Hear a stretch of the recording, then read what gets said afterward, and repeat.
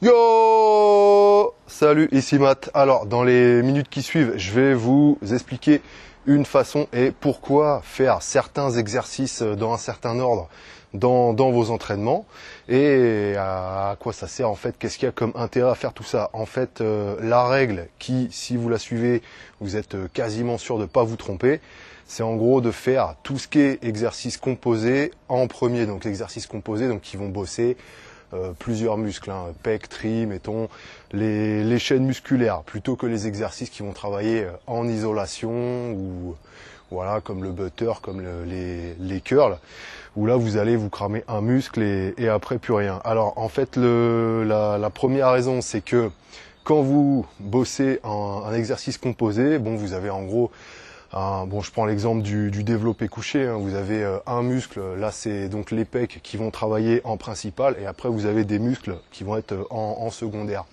Sur le développe, c'est le triceps et la longue portion du deltoïde, et les muscles stabilisateurs pour faire un mouvement propre et tout, bien aligné. Donc si par exemple vous bossez le développé couché juste après, vous êtes cramé les pecs sur un exercice d'isolation au butter par exemple, et ben ça va faire que sur l'exercice d'après composé, le muscle qui va être fatigué va devenir un facteur limitant du coup. Et ça fait que tous les autres muscles vont travailler, mais un petit peu, mais pas autant que ce qu'ils devraient. Surtout si vous vous êtes cramé un muscle secondaire qui prenait le relais à un moment donné du mouvement. Il y a aussi cet effet-là, si par exemple vous épuisez le biceps juste avant de faire des tractions, bah, au moment où vous allez commencer à monter et que c'est le biceps qui va prendre le relais par rapport au dorsaux, bah là votre mouvement va bloquer parce que vous aurez plus rien dedans, et au final bah, les dorsaux bah, vont pas pouvoir travailler également dans leur pleine amplitude, puisqu'à un moment donné le mouvement est bloqué parce qu'il vous manque de la force sur le reste. Voilà.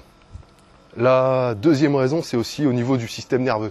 Tout ce qui est mouvement composé, ça va vous taxer beaucoup plus le système nerveux. Vous travaillez plusieurs muscles en même temps, vous vous êtes concentré pour stabiliser. Bon, en plus, en général, les mouvements composés, mouvements olympiques, mouvements de powerlifting, squat, deadlift, le bench press, c'est des mouvements en général où on aime bien charger lourd. Donc, on a tendance à bosser un peu plus en force qu'en autre chose. Et du coup, le système nerveux est plus taxé. Si vous bossez en isolation d'autres muscles avant, et ben, au moment où vous allez reprendre sur les mouvements composés, et ben, ça va moins travailler nerveusement. Vous allez être d'abord fatigué musculairement avant que vous ayez pu travailler au niveau du système nerveux. Donc du coup, l'entraînement, vous serez bien épuisé au niveau musculaire, mais par contre nerveusement, vous aurez un petit peu loupé cette occasion de travailler cette facette de l'entraînement. Voilà, donc c'est ça qui est un petit peu dommage si vous inversez les ordres. Après, il y a même pour certains exercices où ça peut même être carrément dangereux de vous cramer avant certaines parties, hein, parce que ça va vous créer des déséquilibres au niveau de votre force. Surtout les exercices d'équilibre, par exemple les balancements sur les barres parallèles, bah, si vous vous êtes flingué les triceps juste avant, ou certains stabilisateurs, bah, vous risquez de vous retrouver par terre. Pour du deadlift, par exemple, si vous êtes fatigué complètement les lombaires, que vous êtes rincé au niveau des lombaires et que vous essayez d'arracher une barre, bah, les lombaires peuvent vous jouer des tours au moment où ils font pas, et vous pouvez prendre la charge dans le dos, au niveau des disques et tout, donc c'est pas terrible.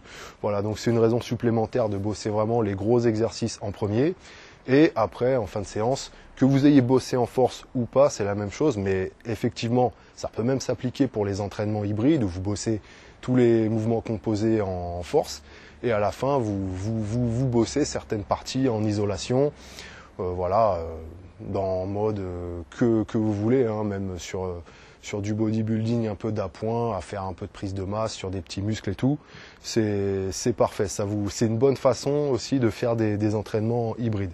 Voilà. Concernant tous ces modes d'entraînement, bah, si vous voulez en savoir plus, vous pouvez cliquer sur le lien, aller sur le site. Et là, vous inscrivez, vous mettez votre mail et vous allez recevoir un peu de vidéos qui rentrent vraiment dans le détail sur ça, si vous voulez vous faire vos programmes et tout. Voilà, bah, bossez bien vos mouvements composés, hein, c'est le plus important, c'est la force de posture, c'est ce qu'il faut faire. Je vous redis à la prochaine fois. Bon après-midi.